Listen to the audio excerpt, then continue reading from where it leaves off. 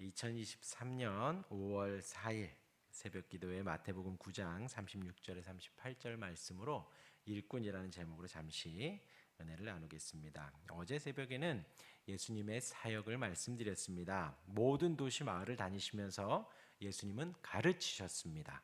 천국 복음을 선포하셨습니다. 모든 병과 약한 것을 고치셨습니다. 예수님이 이렇게 사역을 하셨다라고 하면 우리는 두 가지를 함께 해야 합니다. 하나는 우리도 끊임없이 가르침에 배워야 한다는 것입니다. 성경을 보며 배우고 성령 하나님에 따라 배우는 것입니다. 그러면서 또한 가르쳐야 한다는 거예요. 예수님이 가르치셨기 때문에 우리 또한도 가르쳐야 한다는 것이죠. 또한 하나님의 말씀 선포를 계속해서 들어야 합니다. 가르침과 선포의 차이는, 가르침은 교류가 있고 피드백을 보며 또 부족한 부분들을 찾아서 가르치지만 선포는 일방적인 외침이에요. 선포입니다. 우리 또한도 말씀 선포를 계속해서 들어야 합니다. 내 사정과 환경에 따라서 내가 이해 여부를 따지는 것이 아니라 천국 복음이 선포되는 것을 우리가 듣는 것이에요. 아멘 하는 것입니다. 그리고 또한 우리 또한도 때를 얻든지 못 얻든지 항상 선포해야 합니다. 마지막으로 우리도 치유를 받아야 합니다. 평생 치유받아야 합니다. 평생 우리의 심신을, 우리의 영육이 주의 은혜 아래 평생 치유받도록 우리가 기도해야 하고, 우리 또한도 치유하도록, 신의 능력으로 치유하라는 것이 아니고 병 고침을 위하여서 기도하고, 또 영육 간의 강건하기를 위하여 기도하고, 또한 함께 해주고 들어주고 한다라는 것이죠. 이것이 가르침과 선포와 치유가 예수님의 여태까지의 사역이었다라는 것입니다. 8장과 9장에서. 그리고 또한 우리의 사역입니다.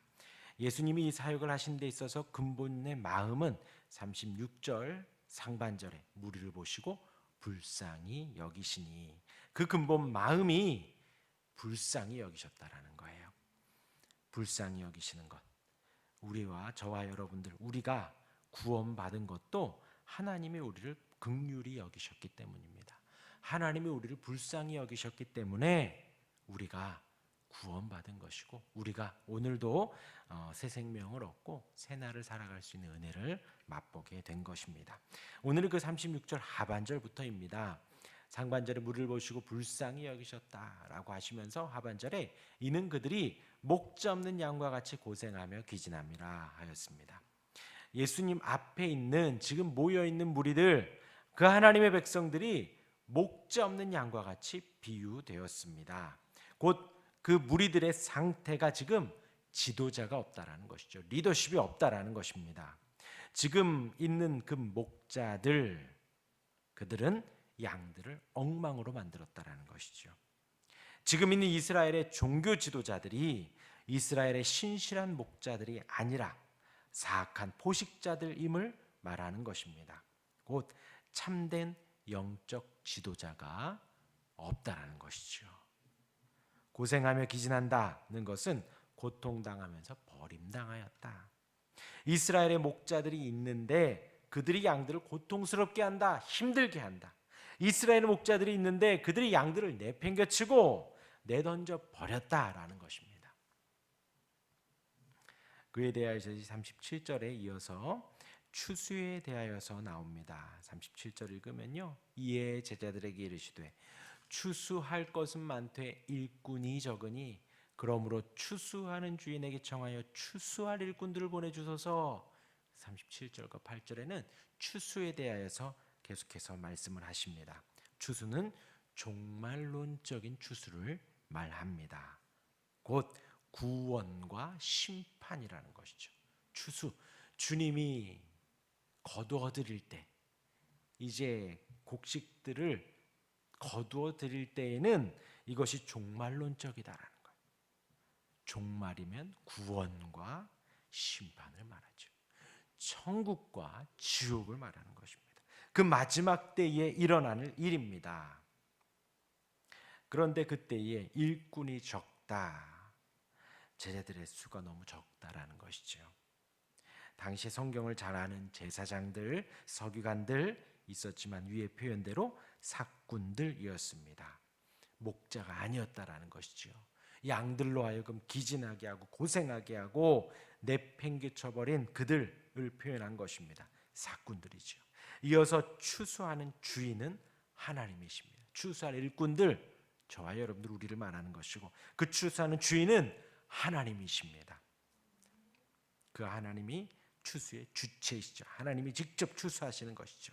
제자들은 하나님께서 추수하는 일꾼을 보내주시도록 간청해야 합니다.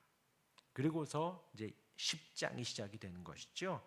10장에서 추수할 일꾼들, 그 제자들, 12제자들 목록이 나오고 연결이 되는 것이에요. 예수님이 10장에서 12제자들을 보내시면서 추수할 일꾼에 대한 기도에 이제 그렇게 기도하라 지금 이렇게 말씀을 하셨죠. 그리고선 10절에서는 그 기도에 응답하시면서 12제자를 세워 가시는 거예요. 그래서 오늘 말씀은 그 추수할 일꾼에 대하여서 묵상을 합니다. 이제 10장에서 나오지요. 근데 아직 10장이 나가지 않았으니 여기까지의 정보로 우리가 그 일꾼이 무엇을 해야 되는가 묵상을 해보면요. 우리 예수님 가르치셨고 선포하셨고 치유하셨습니다. 불쌍히 여기셨습니다. 그리고 기진하여 내팽개쳤다, 고생하며 기진했다, 반대로 해야 되죠. 소중히 여기고 품어줘야 하죠. 그게 바로 일꾼들의 사역이라는 것이에요. 우리 또한도 그렇게 해야겠습니다. 무엇을 해야 할까요? 가르쳐야 합니다. 가르침을 받아야 하고 가르쳐야 합니다. 누구에게든지 예수님이 누구인지 가르쳐줘야죠. 하나님이 어떤 분인지 어제 저녁에도 우리가 나눴죠. 그 하나님의 속성에 대하여서 성경에 기록되어진 대로 무한하신 하나님을, 영원하신 하나님을, 불변하시는 하나님을 우리가 가르치고 또한 선포해야 한다라는 거예요. 누구에게든 어떤 상황에서든 또한 우리가 배워야지요.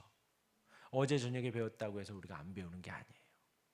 우리는 오늘도 무한하신 하나님을 배웁니다. 우린 내일도 영원하신 하나님을 배웁니다.